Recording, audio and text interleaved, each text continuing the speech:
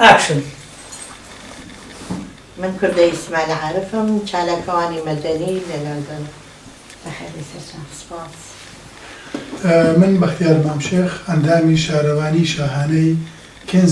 کێنزنتن چێلسی و ئەندامی بەردەوامی کۆمیتێ پلاندانانە. بخير سرچان. من هاوار لطيف ناسراوم بە هاوار زەریفێ ماوەی 14 ساڵە لێرەم لە دوکانی فلاوەشۆ بۆ دیزاین ئیشەکەم. بخير سرچان. زۆر سپاس. جاگەر کاک بەختیار ئیزنم بدە من هەمیشە لە خانمانەوە دەست پێ دەکەم. بەڵێ فەرموو ئازاد بن. باشە. کوردەخانیان بەخێر بێت. گشتە و مرواريانەی ڕۆژانێک بەگەرنی نیشتیمانەوە بوون و غوربەت دایبڕیون لەم بەرنمەیەدا کۆیان دەکەینەوە دەیانکەینەوە بەگەرنی نیشتیمانەوە گەر بۆ چەند ساتێکیش بوو.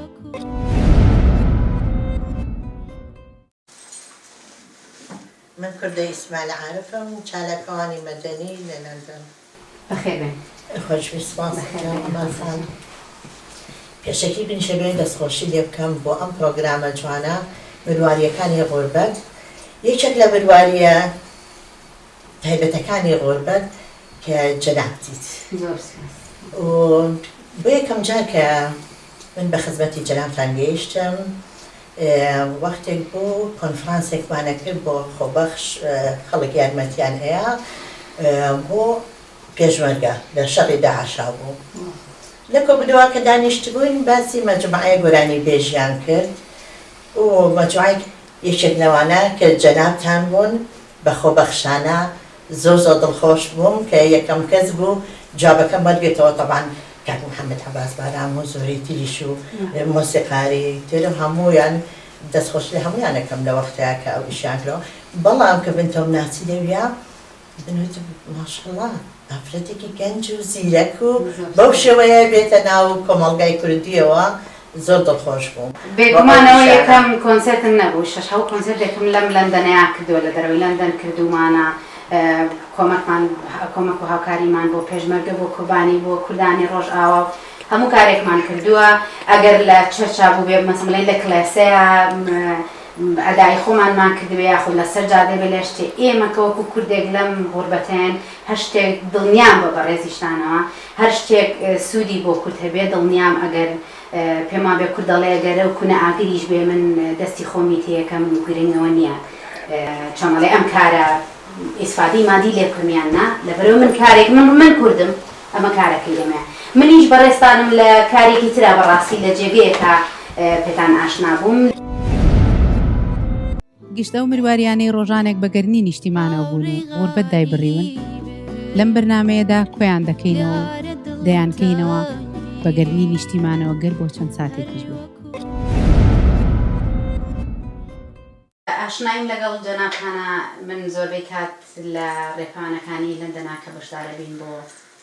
دۆزی کورد بۆ هەر کێشەیەک بێ لە کووردا لەبەردەمی پەرلەمانە بوو من جەنابتانم ناسی خانمێکی دەنگ دلێر خانمێکی بوێر بە زمانێکی ئینگلیزی زۆر جوانی پارا و خێتابیەدا یعنی بەڕاستی من زۆر معجبی ئەو کەساتیە بووم کە پرسیارم کرد بەڕێستان ئەم خانمێکی وتمەمە کوردەوتیان بەڵێ ناوی کوردە ئیسماعیل عارفە دیارە ئەو کەسانی کە خێتابین یاخود شخصێتێکی وان هەیە لە هەندێک شوێنە ئاوا بە ئینتڵاقەوە قسە بکەن هەمیشە لەوانەیە باگراوندێکی تریان هەبێت لە کاری ترا جێدەستیان هەبێت بابزانین کوردەخان لە چالاکوانی مەدەنیە لە چ بوارێکە زیاتر قاوونەتەوە زیاتر لە چالاکوانی مەدەنی لە بواری شتانە کارم کردووە وژدان و کۆمەڵگای کوردی بەعام لەسەر مافی مرۆڤ کە کۆمەڵگای کوردی چ بە سیاسی بێ چ بە مەدەنی بێ ئەگەر مافەکانیان پێشێل بکرێ لەو کاتەیە ئێمەدەن و محاولەی چارەسەرکردنی کێشەکانێک ئەتوانم پرسیارە بکەم بە بڕوانەمە بڵێن بەڕێساناتونێت ئەم کارەوە یاخود ئەمە هەر خۆبەخشە ئەم کارە لە بیدایەتە خۆبەخشە ئەوە هیچە خۆبەخشە بەڵام وەکو بڕوانامە من بڕوانامەی دەروونناسیم هەیە و لەوانەیە وەکو دەروونناسێک لەوە لە کێشەکانی کۆمەڵگا و مەعاناتی کۆمەڵگا زیاتر تێ بکەم. گشتە و مروariانەی ڕۆژانێک بەگەرنی نیشتیمانەوە بوون و غوربەت دایبڕیون لەم بەرنمەیەدا کۆیان دەکەینەوە دەیانکەینەوە بەگەرنی نیشتیمانەوە گەر بۆ چەند ساتێکیش بوو. ماوەی 30 ساڵە لە لەندەن ژیم. طبعا لە ژیانە خەڵک بە زنجیرە ئیشێکە تێپ ئەپەڕێت و بەڵام دواکارم وەکو کانسڵین ئیشم کردووە لەبەرەوەی باکراوندم علمی نەفسم خوێنووە. لەگەڵەوەشە ئیشم کردووە وەکو دەورە بدەمەوە بە ئەو کەسانی کە تازە نەفسانین یان بەحسی اجتیماعین فێریان بکەیت چۆن تەعامل لەگەڵ مناڵەکەن و لەسەر مناڵ پارێزی ئەوە وەکو ئیشە وەکو وەزیفە. لە باری شتی ترەوە وەکو ڤۆڵانتیر بۆ کۆمەڵگای کوردی لە ساڵی 98ەوە بەردەوام ئەندامی کۆمیتە بووم لە چەند شوێنێکی کوردیە و ئیشم زۆر کردووە لە بواری ژنان و مناڵان و کێشەی خێزانی و تەنانەت لەسەر مەشاکلەکانی کورد لە دەرەوەی وڵات دووچاری لە کوردستان دووچاری مەشاکل بردەوە. ئێمە لە دەرەوەی وڵات ویستمان یارمەتی بین و پشتگیری بکەین و تۆزێک لەو کێشانە بتوانین حەلکەین.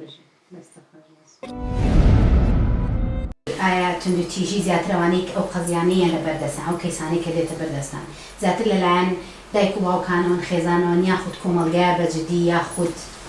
چۆنەڵێ بەگشتی هەمومانین چی؟ لە هەموو لایەنێکەوەیە بەنسبەت ئێرەوە لە ئەحسایی ئێران کە ئەڵێ خاصن لە ئەحسایی عالەمە هەموو دنیا تۆ باس بکەیت لە وجودی مناڵ لە دنیا 2.2 بلیۆن مناڵ هەیە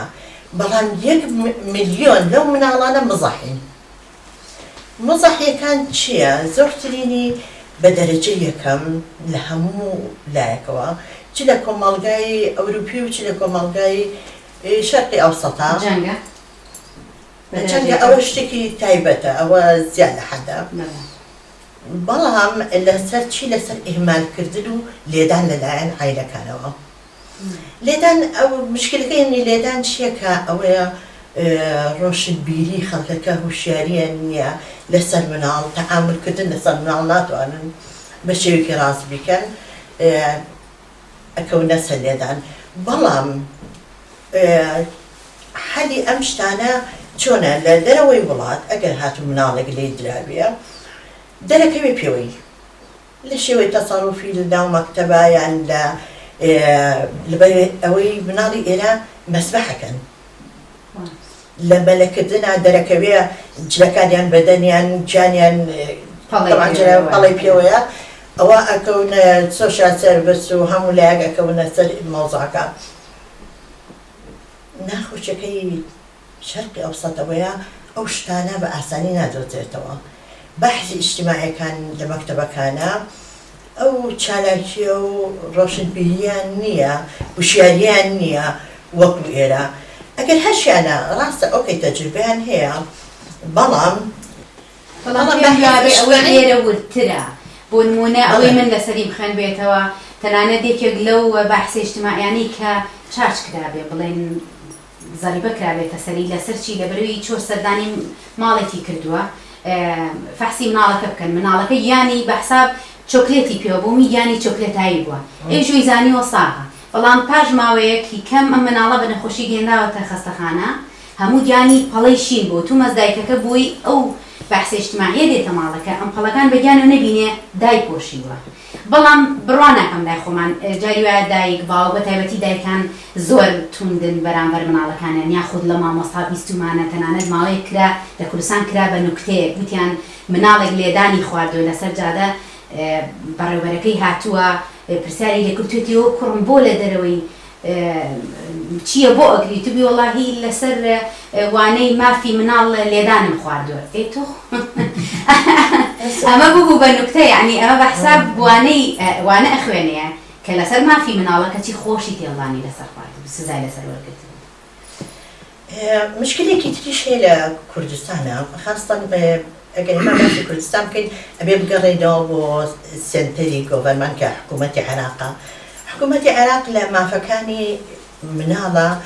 ئەمە ڕێکەوتن نامەیەکە، ڕێکەوتن نامەکە لە ساڵی 1990 کراوە و عێراق ئیمزای کردووە، واژووی کردووە کە لە ئەم ڕێکەوتن نامەیە بەشدارە بێت. لە ڕێکەوتن نامەکە ئەڵێ ئەبێ هەر 5 ساڵ جارێک تەقریر بدرێ ئەحساییە بکرێ کە ئەم وڵاتە کێشەی مناڵ چییە. بەڵام بەداخەوە عێراق هەتاکو ئێستاش نەک ئەو 5 ساڵی ئەوەختە هەتاکو ئێستاش ئەحسایەک نییە کە کێشەی مناڵ جیان لە حەد لە چیایە. کە وەکو ئێمە خۆمان بیزانین و تەجروبەمان هەبێ و ماوەیەک کە لە کوردستان دەورەم ئەوتەوە بۆ بەحسی اجتیماعیەکان ئەو کێشانەی کە ئەیان هێنا زیاتری لەسەر لێدان بوو و ئەوەش فەرقەکە چییە؟ لێرە تەعدای جنسی هەیە، لە کوردستان هەیە و نەبێنە بێت. منە خۆم بینیومە حاڵەتێک بوو کچێک باوکی خۆی تەعدای جنسی دەکرد بوو. ئەو مەوزوعانە هەیە بەڵام زیاتر لێدانە ئەحسایەکی تەواوەتیبان نییە تا بزانێ ئەم 5 ساڵ جارە کە ئەم تەقریر ئەدرێ بە ئومەم متحیدە تا بزانین کێشەی مناڵ بەتایبەتی کوردستان چییە. زۆرترینی دەتوانی جیاوازیە بکەی لە نێوان توندوتیژی مناڵ لێرە کە وڵاتە بڵێن ئەوروپی و ئەمریکی و بەریتانی بڵێن ئەم وڵاتە بەڵێ لە غەربا لەگەڵ لە ڕۆژهەڵات بەتایبەتی لە باشوور لای خۆمان ئەتوانی جیاوازیەکی توندوتیژەکان جیاوازیەکانی توندوتیژی چییە؟ لای ئێمە مەوزوعی وەی مشکلەی کچ ئافرەت مناڵی بەرزوو بەشودان کە مشکلەیەکی زۆر گەورەیە. هەرچەند بە قانونی عێراقی ئەڵێ نابێ لە 18 ساڵ کەمتر یعنی بەرەو ژووری 18 دەبێ بۆ زەواج، بەڵام زۆر جار گوێ ناگیرێ لەو وەزعە. مەحاڵەتێکیان بۆ هێنام یەکێک لەو بەحسی اجتیماعیانە وتی لە کەمپێک کچێک دراوە بە شەو عمری 12 ساڵ بووە کە من باسی تەوزیحی قانونەکەم بۆ کردن وتی ئەی چۆن لێرە کچێک بە 12 ساڵ دراوە بە شوو چۆن لە عێراقە شتیوانە. ئەم ئیتیفاقی عێراقی ئیمزای کردووە بەڵام سووریا ئیمزای نەکردووە. ئەوانەی سووریا زۆر شارەزایان نییە لە زۆر شوێنەکانی کوردستانە کە ئیسا لە جێ سووریەکانەیە هەر بەو قانونی ئەوێ گوێنایەنێ بەڕێ ئەبەن. مشکلەیەکی تریش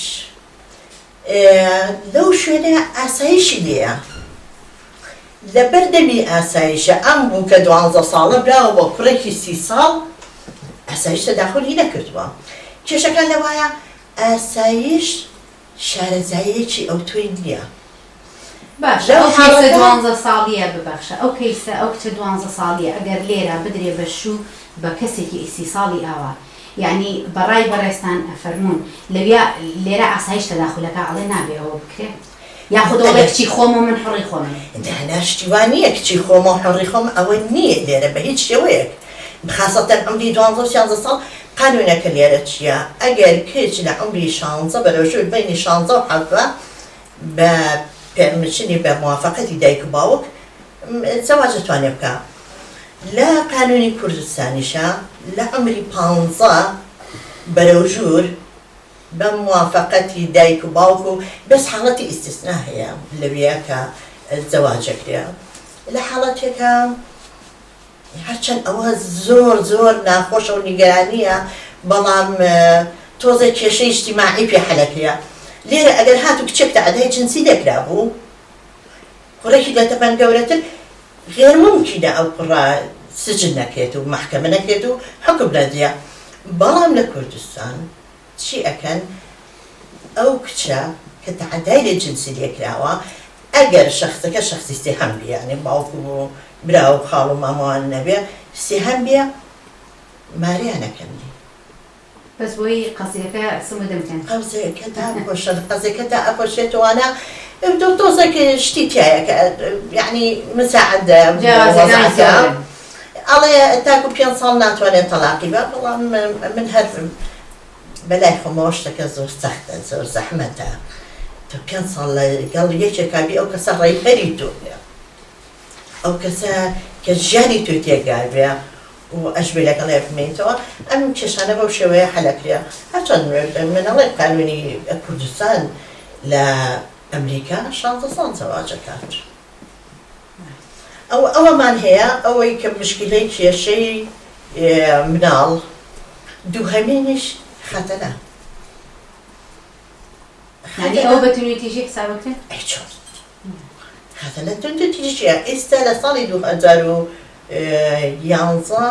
قانون دەستچوو کە خەتەنە مەمنوعە و حکمی لەسەرە و جەزای قانونی مادیشی لەسەرە بەڵام هەر لێرە و لەوێ وەکو کرایم جەریمە ئەکرێت ئەوانە زۆرجار ناگات بەڵام ناتوانین لەویا هەنێک جار ئێمە ئەبێ بڵێن ئەوانەی لە کەسە ئاینیەکانن ناڵێن بۆ چاواشەکردنی کۆمەلگا بەڵام تەداخولکردن لە هەنێ کۆمەڵی خێزانی لە کۆمەلگایە دەبنێت کێشەیەکی گەورە بۆ منە لەوانەیە لە لای بەڕێستان کرامێک بێ کە دەفەرمونە بێ بە جەریمە باشە بەڵام بەلایەک وا ناڵێ مەلایە گەڵێ ئەوە بەپێی شەریعەتە ئەتیادیە شتی وا هەبوو کاک بەختیار لێرەیە چەرت تەداخلی هەموو گەورە بچووکێکی نەخێر لێرە لە بریتانیا من بەخۆم قانونی محامی بووم لە کوردستان ئێستا دوای لە پرۆسەدا دووبارە لێرە دەمەوێت کاری پارێزەری بکەمەوە لەسەر کەیسی خەتەنە تاوانێکی گەورەیە لێرە بە یاسا و یەکەم کەیس کە یەکێک حکم کرا کەمتر لە 2 مانگ پێش ئێستا خانمێکی ئەفریقی کە کچەکەی کردبوو یەکەم کەیسە حکم کرا بە 16 ساڵ حکم بوو دایکی کچەکە ئێستا گیراوە حەبس کراوە لە باوی کچەکەی برد بۆ ئەفریقیا لەوێ خەتەنایان کردبوو بەڵام ئەوانیش ئەو میلەتانە ئیسلامی من قسەکەی من لەسەر ئەوە بوو جاری وایە مەسەلەن مەلایەک یان خەتیبێک دێت وتارێک لەسەروادا ئەڵێ شەرع قابلی ئەوەی کردووە بەڵێ ئەبێ بکرێ هەنێ خەڵک تووشی چەواشە بوونەبێ ئایا گوێ لە یاسای دەوڵەتان و میلەت خۆی بگرێ یاخود بە قسەی مەلاکە بکە مادەم یاسا هەیە هەر کەسێک کارەکە بکە یان خەڵک هام بدا کارەکە بکە هەر بەو یاسایە دەگیرێ ئەوە یەکیانە دووەمیان مەسەلەی یاسا لە ڕۆژ ئاوا یان تەنها باسی بەریتانیا بکەین کە خۆمان لێرە دەژین هیچ کەس بە شاژنیشەوە هیچ کەس لەسەر یاساوە نییە هەر کەسێ تاوانێ بکاتن تەنها پەرلەمانتار نەبێ لە کاتی دەفەمێشن هەیە یاسای دەفەمێشن کە دەکات ناوزەڕاندن لەناو هۆڵی پەرلەمان ئەندامی پەرلەمانیان وەزیر دەتوانێت هەر قسەیە بکە هەر قسەیە بە هیچ سنوورێک لەناو هۆڵی پەرلەمان بەڵام بەدەرەوەی هۆڵی پەرلەمان ناوزەڕاندی هەر کەسێک تێدا لەسەر تێدا بێ دەتوان شکایەتی لێ بکەن بیان بەرە مەحکەمە و دامج یانی قازان هین تعویزیان لێ وەرگرن قەرەبوو لە بۆ ئەوەی سمعیان تێکشێنراوە لەبەرەوە یاسا هیچ شتی لەسەر نییە سەروەرە بە 100% لێرە ئەوە کە شتێکی زۆر باشە الحەمدولله زۆر پێم خۆش بوو کە خەڵک حکومە درێ لەسەری طبعا ئەکید حکومە درێ لێرە و حتا تەنانەت مراقبەی ئەوەیان کردووە شکیان هەبێ لەو کەسانەی کە ئەچنەوە ئەفریقا ئەنیان وەختی چەکە باسی ئیسلام کرا ئەمە هەر ئیسلام ناکە هینی ئەفریقی غێری ئیسلامیش ئەیکەن خەتەنەکردن لە مەتارە سەیریان کردووە لە حرەکەتی کچەکان کێیەنەوە ئەم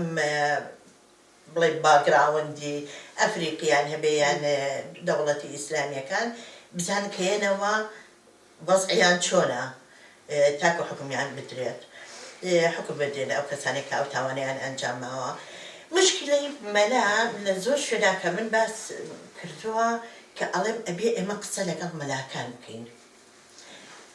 یان حکومەت هەموو حکومەتەکانی ئیسلامی بەکرسن لەوە کە ئەبێ مەلاکان شارەزایان هەبێ ئینجا ڕێیان بە لە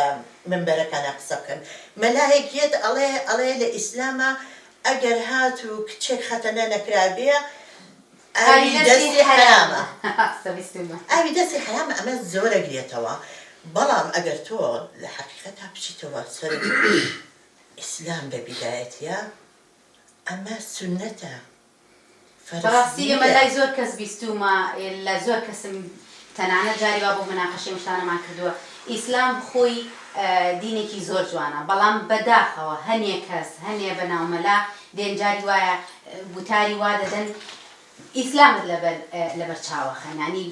ئەمە تاوانی ئێمە نییە ئێمە دینەکەی خۆمان ناخۆشە بەڵام هەنێک کەس دەستی تێوەرەدا ناشتی من پەیوەندێکی باشم لەگەڵ مەلا و قەشە و کافوریک و هەموو ئاینەکان هەیە زۆر ڕەنگە بەدەیان قەشە و مەلاوەوە دەناسم لە شارەوانێکی خۆم دەڵێن بە حکمی شەکەم ئەو پەیوەندیان دروست کردووە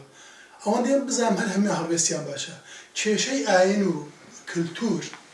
واتێک ئاڵاوە تۆ نازانی هەندێک لە هەندێک حاڵەتە کامەی ئاینە کامەی کللتورە ئەوەیان کللتورە خەڵکێک ڕاهاتوو بە عادەتێک بە سەدان ساڵ دێکەن وا دەزان بەبێ ئەوە ژیان لە دەرەوەی ئەو بازنەیە نییە ژیان لە دەرەوە توانگۆشەوە نییە بەپێسەوە ئێستا هوشیارێکی زۆر باشەیە حکوومەت پارێک زۆر سەرف دەکا کۆمیونیتی سنتەری خەڵکەیە فەرمانبەرە ئیشی ئەوەیە پیاوانی ئاینی مەلاو ئەوان هوشیار دەکاتەوە هەموو مزگەوتەکان هەموو کەنیسەکان بەتایبەت ئەوانی ئەفریقی تەرکیزیان زۆر لەسەر ئاهوشار دەکرێنەوە هەڵوێستیان زۆر باشە بەس دیسان دێمەوە سەر ئەوەی ناهوشیاری خەڵک ناهوشیار لێ ڕێگای پێ ناکرێت لە ئەوروپا بۆی ناکەن دێبەنەوە ئەفریقیە هەر ئەوە نیە مەسەلە خەتەنە مەسەلەی سەحری ڕەش لە ئەفریقیەکان زۆر باوە دیسا ئەوە دەبان شت دژی یەکتر دەکەن سەحر و نازەم جاو دووشتیوا دەکەن دژی یەکتر ئەو بەش هەم مەسەلە علاقی بە کللتورەوە هەیە بەڵام دیسا ئێمە مەلای وا هەیە ببەخشن مەلای وا هەیە ناوی ئافرەتی بە دەینەسوور ناو بماوەیە بۆ بە نوکتە ئەو ژنانە دەینەسوورەکان بۆ نمونە لە کاتێکا مەلا وەختی خۆی کە لەسەر منبەرێکەوە کە قسەیەکی کردووەم و کەسی گوێی لێ گرتووە پەیامی ئاشتی بڵاو کردوتەوە دەبێ توندوتیژ نەبێ بەڵام سیرەکەن ئێستا بەداخەوە هەنێک ناڵێن هەمویان هەنێک لە مەلاکانمان زۆر توندی تیژین بەرامبەر خانمەکان بە تایبەتی ئەوە نییە بڵێ هۆشیاری بدەنە کۆمەلگا بە تەواتی بە تووڕەبوونەوە بە جنێودانەوە بۆ خانمان بۆ کۆمەلگا من ئەگەر تۆ بتەوێت ئامۆژگارێکی من بکەی حتمما بە قسەی خۆش لێت وەرەگرم نەک بە تووڕەبوون بەڕاستی ئەمەیە هەڵەکەیە ئەمەلخان باز ئەو باسە زۆر هەستیارە من فێشی لێ دەزانم ئەگەر ئیجازە بفەرمووی دوو دقیقە قسە لەسەر ئەوە بکەم ئاینی قسەکەمە هاتەوە سەر ئاینی ئیسلام ئاینی ئیسلام تاکە ئاینەکە لە دنیا سێ جۆرە پەیوەندی ڕێک دەخاتن پەیوەندی تاک بە تاک پەیوەندی تاک بە کۆمەڵ پەیوەندی تاک بە دەسەڵات ئەو ڕۆژگاری ئێستا ئاینی ئیسلامی هەر ئاینێکی تر هەموو مەلاکانمان هەموو شێخەکانمان ئەوانەی بانگەشی کاری باش دەکەن دەیانوێت پێشنوێژی بکەن یان نەسیحەتی باش خەڵک بکەن دەبێت تەنها تەرکیز بکەنە سەر یەک شت پەیوەندی بینی تاک و خوداوەند تۆ چۆن خوددا دەپەرستی چۆن خۆ عیبادەت دەکەی چۆن نوێژ دەکەی باقیتر پەیوەندی تاک بە تاک محکەمە ڕێژی دەخات پەیوەندی تاک بە کۆمەڵ ئەوە دەوڵەت ڕێژی دەخاتن لە ڕێگای تاوان و لە ڕێگای سزا پشتیوە لەبەرەوە جاران کە دەوڵەت نەبوو دەوڵەتی وەکو ئێستا دەوڵەتی معاصر یان دەوڵەتی تا هاوچەرخمان نەبوو ئاینی ئیسلام هەموو علاقەیان ڕێک دەخست هەموو پەیوەندیەکان ئێستا پەیوەندی ئێمە لە نێوان تاک و خوداوەندە بەس چۆن عیبادەت دەکەێت چۆن خودات خۆش دەوێت خۆ ئەگە تۆ ئەگەر موسڵمان یان مەسیحی ئەگە تەنها ببێ ئەو نمونەیە کە ئیسلام باسی دەکاتن باش بی لەگەڵ جیرانەکەت باش بی لەگەڵ کەسوگاری خۆت درۆ نەکەی دزی نەکەی ساختە نەکەی قۆڵبری نەکەی بوختان نەکەی ئەوەندە بەسە تۆ ئەگە ئەوەندەی بکەی ئەوان هیچ پێویست نییە بەس ئەوەندە بکە مەلاکانمان ئەگەر لەوە زیاتر بکەن شوبهە دەکەن باشە مەرجە ئەوانەی کە لەگەڵ بڵێن توتیژیەکانی مناڵە یاخود لەگەڵ ژنانە کارەکەن ئیلا هەر ئەبێت بڕوانامەیەکە بۆی هەبێ ئەنجا بتوانی خۆ بە خاوەن دیفاعی ئەو کەیسە بزانی بەنسبەت مناڵەوە بە تایبەتی لە بەریتانیا ئەبێ هەمووی پۆلیسچێکی هەبێت شەهادەی ئەوەی هەبێ کە هیچ جەریمەیەکی نەکردوێ بەرامبەر مناڵ بەڵام یعنی لە کوردستان وایە نەخێر زۆر بەداخەوە کە ئەوە نییە بە هیچ شێوەیەک هاچی کەسێک بچێت ئەتوانێت ئەو پیشانە بکات و دەقدی بکاتەوە مامۆستایە ئەوکەی مامۆستایە بەڵام مامۆستا لێرە ئەوەی مامۆستا بێ ساڵانە پۆلیس شەکێک فۆرمە بێ بڕێکی تۆزانن ئایا پێشتر لە مناڵی نەداوە یان ناڵێکی نەکوشتووە جەریمەیەکی نەکرد بەس پێم وا بێن لە کوردستان ئەوە نییە بەداخەوە کە ئەوە زۆر ئەسەفا نییە ئەبێ بێ ئەو سیستەمی کۆمپیوتەرایزمان هەر نییە لە کوردستان ئەگەر لە کوردەخان پرسم ئەم کارت نەکردایە ئەمە چونکە کەمێک جاری وای لەوانەیە هەنێک کەیس بتگریێنێ هەنێک کەیس دڵتەنگت کا ئەگەر ئەوەت نەکردایە بۆ نمونە ئەگەر ئەم کەیسانت نەکردایە چی کارێکی ترت هەڵەبژار بتکردایە من زۆر حەزم لە سیاسەتە کرد لەبەرەوەی باگراوەتی سیاسی هەموو ژیانم بە سیاسەتەوە تەواو بۆ لە طبعاً چاوم کردوەوە باوکم ئەزان چالاکوانێکی سیاسیشی دامەزێنەری حیزبێک بووە و بەردەوامی لە ماڵی ئێمە بە هەموو ئەو گەورە بچووکەوە پارێزگاریمان کردووە لە مافی کورد لە هەموو شێوەیەک بە هیچی شێوەیە کە توانی بێتوان و تەنانەت گرتن و ئازێت و زۆرمان بینیەوە. من حەزمە کرد وەختێکە وەختی تەقدیمی جاوی عاشم کرد حەزم لە عیلمە نەفسە کرد لەبەر ئەوەی بزانم ئایا بۆچی ژن زۆر کێشەی بەسەرایەت لە حاڵەتی لە کێشەکە ناتوانێت دیفاع لە خۆی بکە، بەڵام دوای وەخت کە ئازێت تێگاتوانە ڕۆژ بە ڕۆژ تەئسیری تێئەکات و ئەکەوێتە محاولەکردن بۆ یارمەتیەک بۆ چارەسەرێک. تەقدیمی ئەوەم کرد بۆ عیلمە نەفس و دووهەم پۆلیتیکم دانا کە پۆلیتیک بخوێنم، بەڵام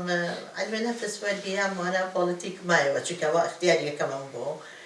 بەڵام ئێستا پۆلیتیکەکە لێ هاتووە وەکو هیوایەتێک بەردەوامێتی پۆلیتیکەکە ئیتر بۆ بەشێک لە ژیانی من ناتوانم بێتە سەر مەوزوعێکی کێشەیەکی کوردستان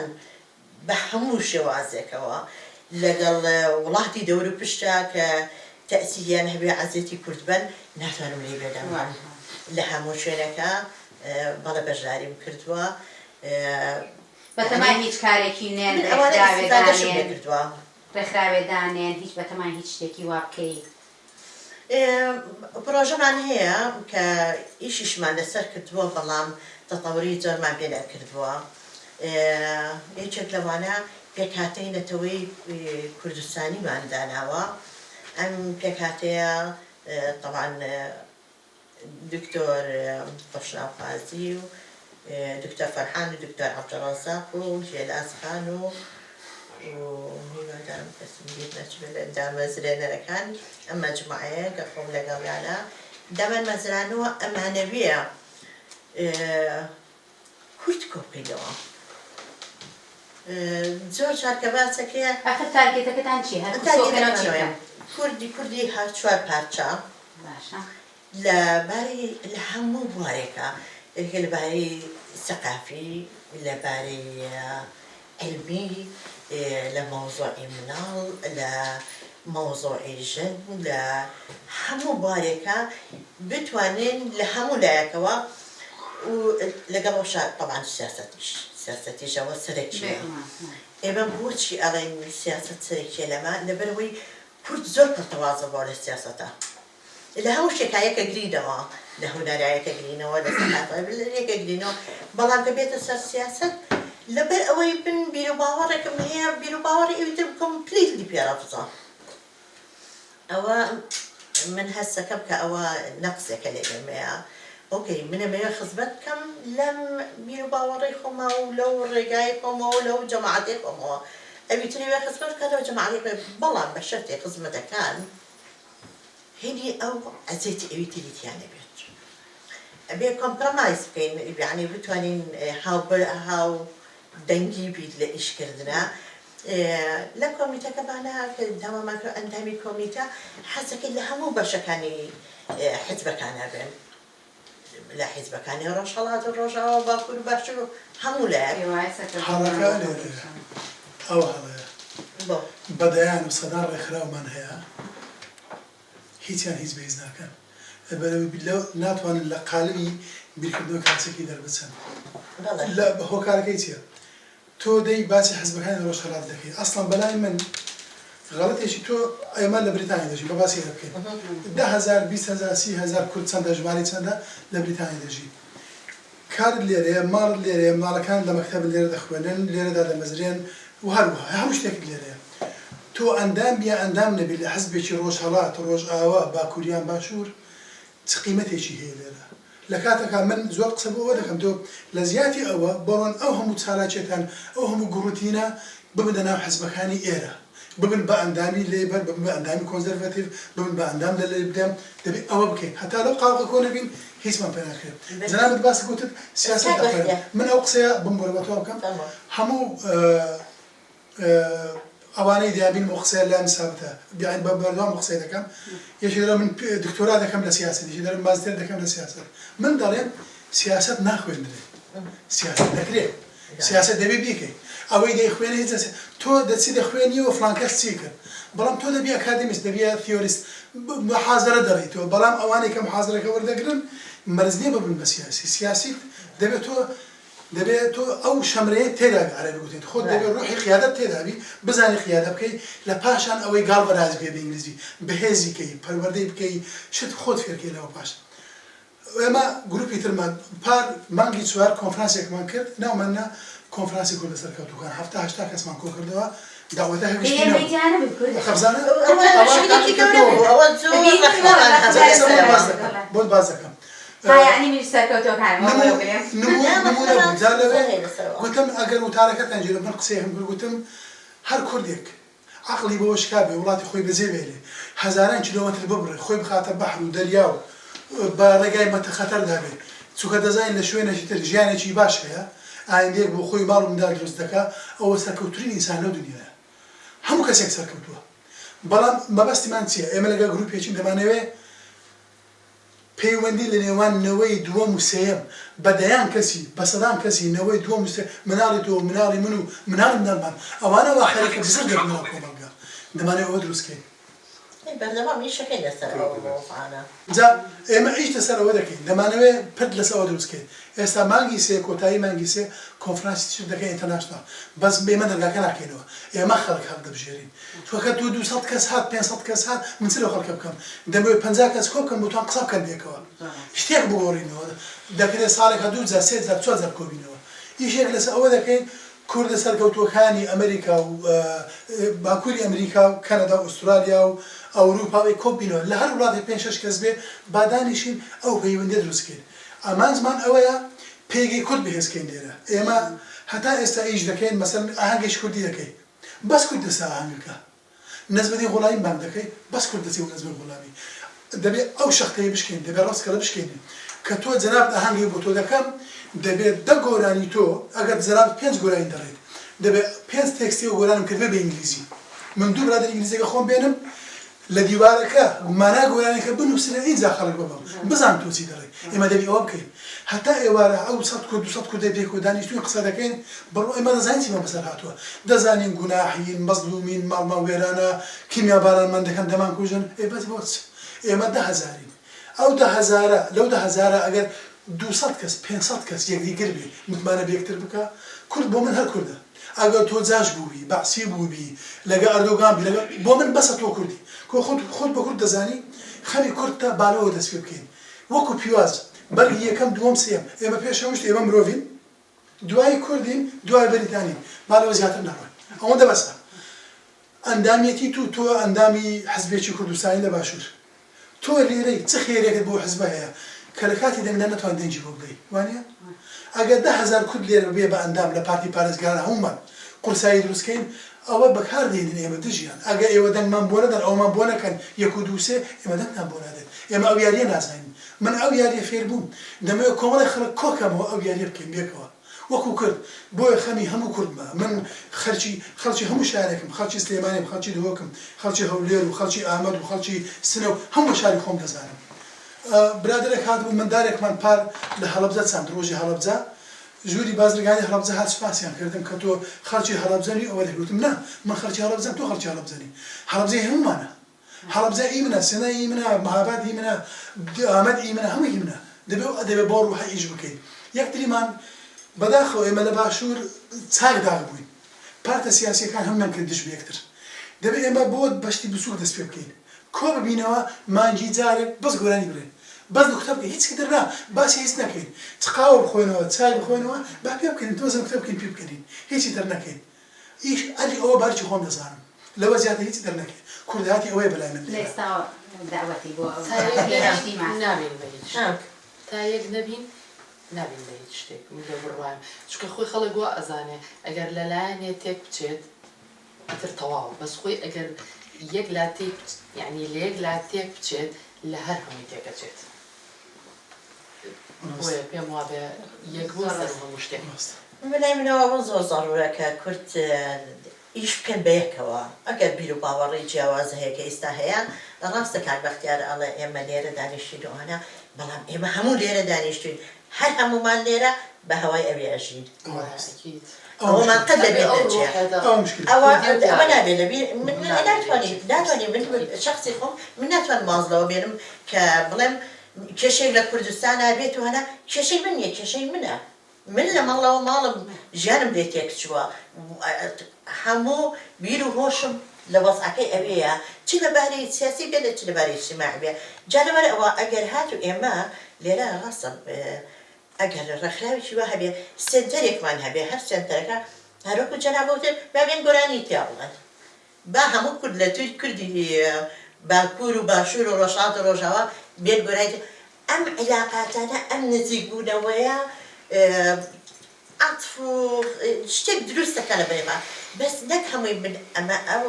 لایەنگیری ئەو حیزبە مەوزوعەم و دیسکۆنێکت لەگەڵ ئەوی ترا ئێمە لەو ڕوانگەیەوە ئەمانەوێ کوردەکان لە هەموو پارچەکانی کوردستانەوە لە شوێنێکە کۆک ببینەوە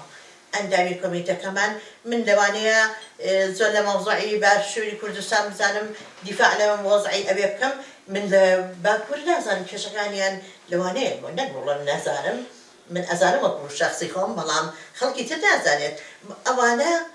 ئەبێ هەر کەسە و سەر بە شوێنێک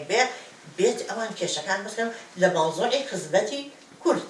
کوردایەتی بەرزبوونەوەی کورد ڕاستە من لێرە ئەژیم بەڵام من قەت 100% نابە بەو کەسەی کە من بەریتانیەکەم یان لەگەڵ ژیانی ئێرەیە نا هەرچی شتێک هەبێ من فێرە بم کە لێرە فێرە بووم و مەحاوەلەی فێربوونی بۆ ئەەکەم و ئیشی بۆ ئەەکەم ئەمەوێ ئەمانە لە کوردستان بەڕێک بن بۆ کریسمس کوردەخان من چوومە کۆمەڵە قوتابخانە لە شارەوانەکەی خۆمان بە فەرمی چووم قوتابخانەیە چووم 300 خوێندکاریان هەبوو هی سەرەتایی 46 زمانی تێدا بوو لە 300 تەڵەبە ئەوە لە کێنزنتن مەکتەبێکمان هەیە 1200 تەڵەبەیە هۆڵند پارک ئەکادمی 103 زمان 103 نەتەوە لە یەک قوتابخانە دەخوێنن گشتە و مرواريانەی ڕۆژانێک بەگەرنی نیشتیمانەوە بوون و غوربەت دایبڕیون لەم بەرنامەیەدا کۆیان دەکەینەوە دەیانکەینەوە بەگەرنی نیشتیمانەوە گەر بۆ چەند ساتێکیش بوو باسەکەمان ئێمە لەسەر ڕاستە ئیتر بەلای ئیسلامە چۆوانە بەڵام ئیسلام تەنها شتێک بەلای بنەوە کە زۆر باشە لە بەرژەوەندی مرۆڤایەتی ئەبێ ئەم مزگەوت و دانیشتن و قسەکردنی بینی خەڵکە کە ئەمە وەکو بێ بەسەر ئەوە لەو بارەیەوە وەکو دەرووناسێک باسەکەم کە خەڵک مشکلەی خۆت هەیە مەعاناتی ژیانێ هەیە دائەنیشی بۆ یەکێکی تری باسەکەیت و هەستەکەی ئەو کەسە گوێن لێ ئەگرێت و دڵسۆستە من وابزانم لەو مۆزوعانەیە ئەوە لە هەموو شتێک پێ باشترە بەڵام ئەگەر ئەو مزگەوت و شتانە ئەو علاقانە بێ بەتەنها بینی خۆی و خوا ئیترەوە شتەکان زۆر قورسە بێت خەڵک ئیستیفادەیان لێ ناکەن ئۆکەی بابێ لەسەر مەوزوعی ئەوەی کە مەلاکان و حکوومەت و کێ دەستنیشان بکرێت کە قسە بکە لە مەنبەرەکانە ئەمە زۆر مهمە هەچی هەڵەسێ قسە ئەکات هەچی هەڵەسێ بڵاوی ئەکەنەوە مەوزوعەکانەوەنە ئەمە تێکدانێکی کۆمەڵگایە و ئەبێ میدیاکان قانونێکی تایبەتیان هەبێ بەلایەکیا ئەڵێ وەڵا ئەبێ ئاوی دەستی حرامە ئەگەر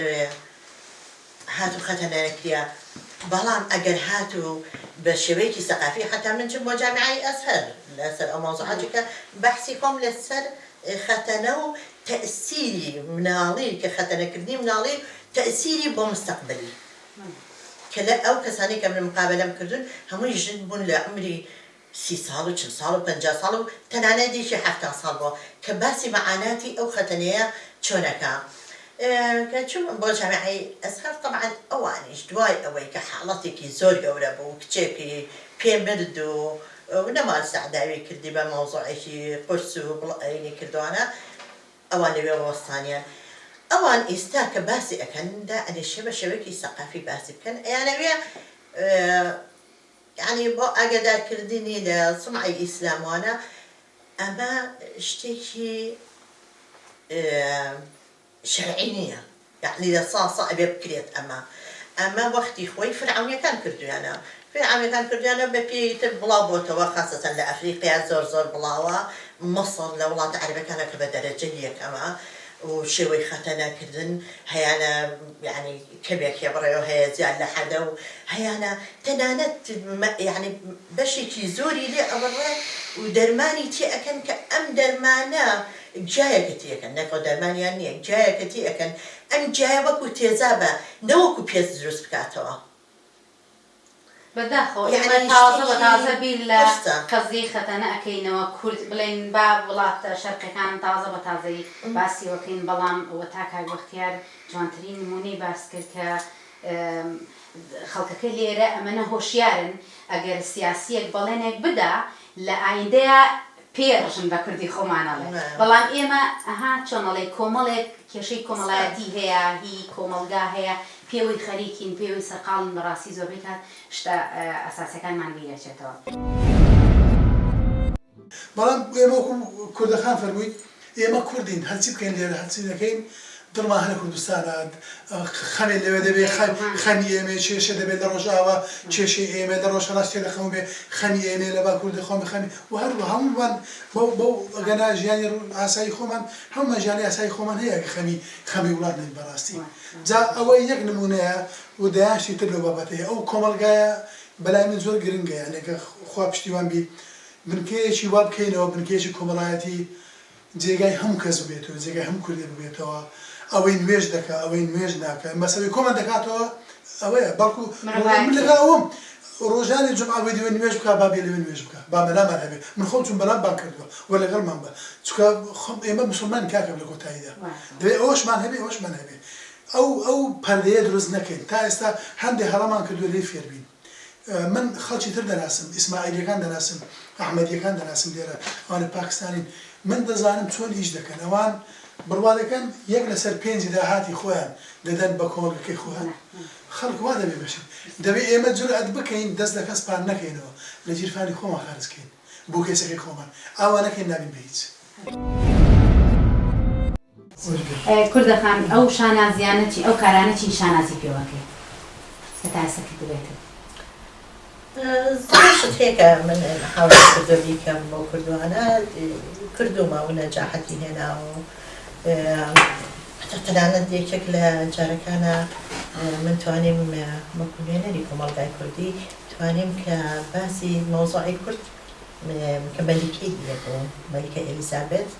کە هات من بە شێوەیەکیش جلو بەرگم گۆڕی بۆ حەزم کرد بێ قسەم لەگەڵ بکات چونکە کەیەت ئەیتوانی بەسەر بناتێ پەڕێتوانە بەڵام ویستی کە قسەم لەگەڵ بکات کە هاتە پێشەوە لەجلی کوردیەوە یانی لەجلی کوردیەوە بەڵێ هاتە پێشەوە باسی مۆزوعی کورتم کردووانە کە وتی ئێوە کێن وتم من کوردم بەڵام بەداخەوە نەتپرسی کوردی کوێم ئەمویست ئەوە بکەم بە پرسیارەکەی خۆی خۆم جوابەکەشی بەمەوە سەیری کردوانە چاوەڕێی ئەوە بوو وتم من کوردی ناراقم لەبەرەوەی کوردستان دەبەشکراوە بە 4 پارچە و ئەوەش لە بیدایەتە کە مۆزوعی بەریتانیەتیا بۆ ئەوانە و هیوادارم بەریتانیا تعویزی کورد باتەوە یارمەتی کورد بات لەسەر ئەو وەزعی کە کورد دووچاری ئەم هەموو ئەشکەنجەیە بوونەتەوە بەهۆی ئەو جیابوونەوەەوە ئیتر یعنی هەرچەڕۆپان وەرنەگرتەوەوانە ئەویش سەرێکی باە ئەو باش بوو حەزم کرد ئەوە بکەم بەڵام وەکو ئیش نییە و نەتیجەی نییە ئەو شتانی کە لێرە فێربوون جار باسەکەم ئەمەوێ لە کوردستانە بیکەین چون بۆ کوردستان ئەمیز کۆنفرانسی پۆلیس طبعاً بنکەکانی پۆلیس بزانم خۆکوشتن کوشتن ئەشکەنجەی مناڵ ئەوانە کە بینیم زۆر بێتاقەت بووم لە بەعزێ شت ئەو چەند ساڵێکی کۆنا لە بدایەتی حکوومەتی هەرێمە کە چوم بۆ ئەو شوێنانە ویستم بزانم مەوزوعی ژن کوشتن و ئەوانە باسی ئەوە کرا کە ژن خۆی ئەسووتێنێ باشە خۆی ئەسووتێنێتوانە ئەم هەموو خۆسووتانە یعنی بوو بەچی و سەبەبی خۆسووتانەکە چییە؟ پەرەمێز پیاتەقینەوە ئۆکەی ئەم پەرەمێزانەکە ئەمە خەتەرە بۆ لە بازاڕە دەنی ناهێنن بۆ بە پیاوە ناتانێتە طبعا موضوع پەرەمێزەکە بوو بەڵام پەرەمێز دەوتی تێناکرا بەڵزەی تێکرا ژنەکە ئەنێرا بیکاتوانە خۆی بکوژێت وکە ئەینسیری تحقیقی پۆلیس بکرد تحقیقی پۆلیس لێرە من لە تحقیقا بووم لە مەوزوعا بووم باندێکی گەورە کە ئەمبیری زۆر بە کەمی باس کراوە باشە ئەمە بەگاوەندی کچێک ئەڵێ خۆی کوشتووە بەڵام ئەو ئێوارەیە ئەو کچە چووە بۆ بازاڕ و شەوی جەژنە و تەلەفۆنی بە خوشکەکەی کردووە بۆ سبێنێکی بۆ بکڕم و چۆ بۆ ساڵۆن خۆی جوان کردووە ئەم فوجعەیە خۆکوشتنە چۆن دروست بوو دەهەبێت ئەبێ ئەو ئینسانە حاڵەتی نەفسی زۆر زۆر خراپ بێت دابگاتە ئەوە ئەوە لە ئەخیر چاوە طبعاً ئەوە شتەکان زۆر جار ونەبێ زۆر بەداخەوە اینجا لە ئەم سەردانای پۆلیسە بەڕێوەبەری پۆلیس وتی کۆنفرانسێکمان هەیە لەسەر مەوزوعی حادیسێک و مەوزوعێک بۆ ئەوانە منیش زۆر قسەم کرد لەسەر ئەو مەوزوعە دوای وتی کە ئەمەە ئەو قەزایانە بەلاوە مهمە مافی مرۆڤ طبعاً ئەو کەسێک کە قەزێکە بوو مناڵ بوو ژن نەبوو وتی یەکێکمان سجنە لێرە وشتم بۆ چی سجە وتی لەبەر ئەوەی تعدای لێکراوە تعدای لێکراوە ئەوە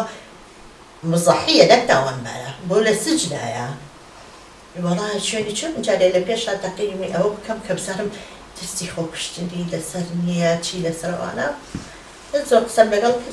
خۆشبەختانە ئەمبیدی یعنی ضەوئێکەیە لە ژیانیە ئەیەوێ شتێک کا بۆ ژیانی خۆی زۆر دڵخۆش بوومەوە بەڵام شوێنی پاراستنی ئەم کچە ئەمە چۆنە بێ ژیانی وابێ لە سجن بێ ئەڵێ بردویانە بۆ ماڵان و ئەملا و ئەولا ئەمە ژیان نییە وتم ئەی شوێنێک شەڵتە نییە بۆ ژنان وتیان نەئندیە چۆن نییە یعنی لە حاڵەتێکی تاریئە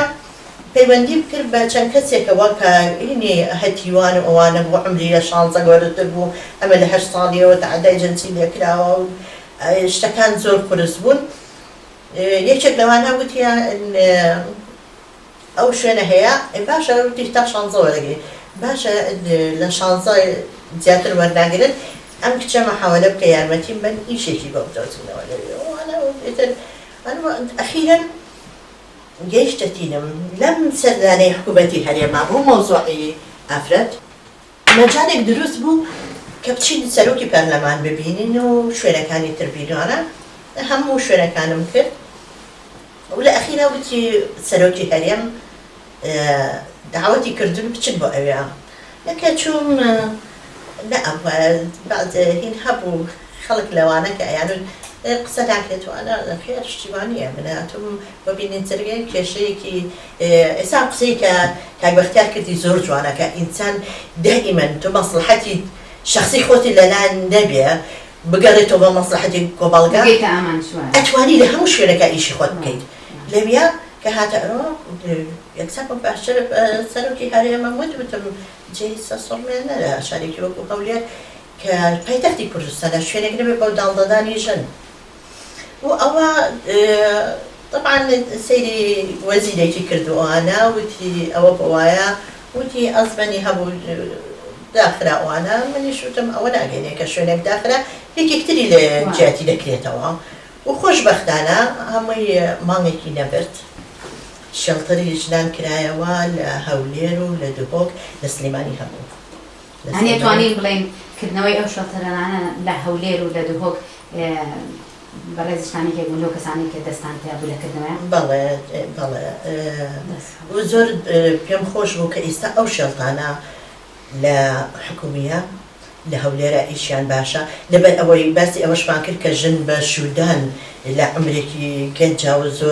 زۆریان لێ ئەکرێ یان یەکێک تەعەدای جەنسی لێ بکرێتوانە کێشەیەکی تریشەیە خەڵکەکە ناچن ئەم خەدەماتانە بەکاربێنن ئەو شێڵتەیە کە زۆر زۆر باشە زۆر یارمەتی ئافرەت ئەدرێت لەوێ ئیشی زۆر باشەکەن ئەوە لە هەولێر و لە دووهۆک ئەو مەشاکلانەی ئەو کچانەی کە مزەحی داعش بوون کە گەڕاونەتەوە ئەوانی شەر مەعاناتی خۆیان هەیە و ڕزکی خۆیانیان هەیە ئەو کچانە لەوانە و لە خەڵکی بەمدەقەکەش یان لە ئەوانی ترکە لە کۆمەڵگاکانی ترەوە لە سووریاوە هاتون مەشاکلیان هەیە ئەو شێڵپەرە زۆر زۆر ئیسفادەی لێ ئەکرێ کە هەموو جارەکەی سێکەم بۆ بازەکەم چونکە خەڵکی نزیکمان هەیە ئیشەکە لەو ویلانە بازەکەنەوانە من زۆر دڵم پێخۆشە بێ کە من توانیمە ئەو بکەم و هیوادارم بتوانین بە هەموو شێوەیەک بتوانین خزمەت بکەین بەڕاستی بۆ کورد هەتا بیکەین کەمە ڕاستە ئێمە حەزەکەین خزمەتی هەموو کۆمەڵگایەک بکەین هەموو میلەتێک بکەین کە وەکو ئێستا ئێمە لە وڵاتین بەڵام هەموو ئەوانی تر خەڵکی خۆیانیان هەیە خزمەتی خۆیانی خزمەتیان بۆ ئەکەن بەڵام میلەتی کورد پێویستیەتی و ئەوە خەدەماتانش ئەو کەسانشمان زۆر کەمە کە زۆر هەوڵ بەنیش بۆ کوردستان دڵسۆزی دەژانی خۆت ببووریتی بێگومان قسەکردن لەگەڵ سێدانە مرواری جوان یەک لە یەکی جوانتر درۆشاوتر بەڕاستی تا کات زۆرتر بێ بۆ ئێمە کەمە بەڵام لەبەرەوەی لە ماڵی هونەرمەندان هەروە بەبێ هین دەرناچن بەڕاستی هەمومان میوزیکمان حازر هەیە ئەمیش لە کاگاوات کەناڵێکی یوتیوبی هەیە بە ناوی کوردش کاریۆکی بەڕاستی ئێمە یەکێک لە میوزیکەکانی بەکارهێنین و میوزیکەکەی ئامادەیە و باگوێ لە دەنگی مروارەکانیشمان بگرین بزانین لە گۆرانی شادەنیان خۆشە وەکو قسەکانیشان خۆشە بەس شتێکە ئێمە تۆزە معلوماتوان لەسەر هەبێ من گۆرانی پۆلەکانە ئێمەش ئێستا پێشانیشانە ئەم گۆرانەکان هەڵی بژێریکە وەرە ئێرە وەرە لای من ئاها دیقەتی ئەو چوار گۆشەیە بن هێشتا ملەوەنەکەی نەگۆڕاوە ئێستەیەدایە پۆشێ با وردە وردەوا بێ کە هاتە ئێرە و اینجا ئەمە بۆ ڕەنگێکی ترە بێ یعنی سەری توێ گۆرانی بڵێ باشە ها واخەری کەس خۆشتر لە ساڵی پەرە گیانە خۆشتر لە ساڵی پەرە وەرە بچین بۆ سەیران گیانە بۆ ئەم باخ و گوڵزارە وەرە بچین بۆ سەیران گیانە بۆ ئەم باخ و گوڵزارە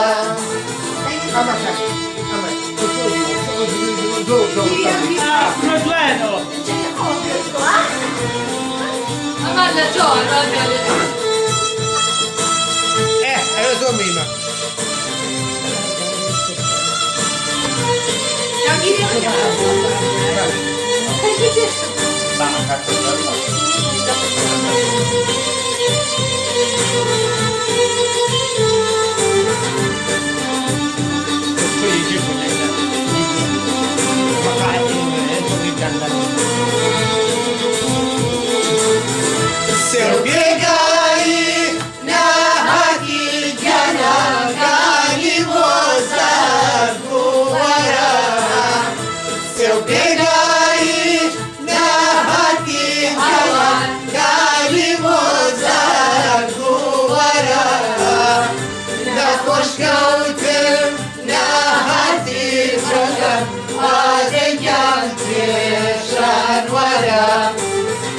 نەخۆشکەوتن ناهاتی جەنە وادەگەر کێشان وەرە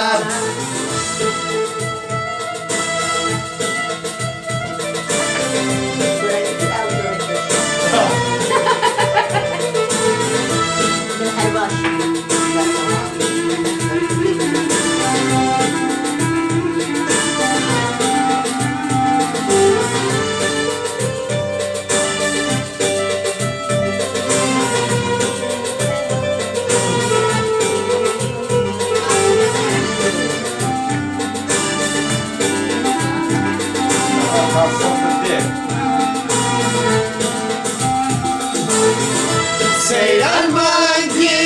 نیسانە گەلە چونکەوە دەیر بووە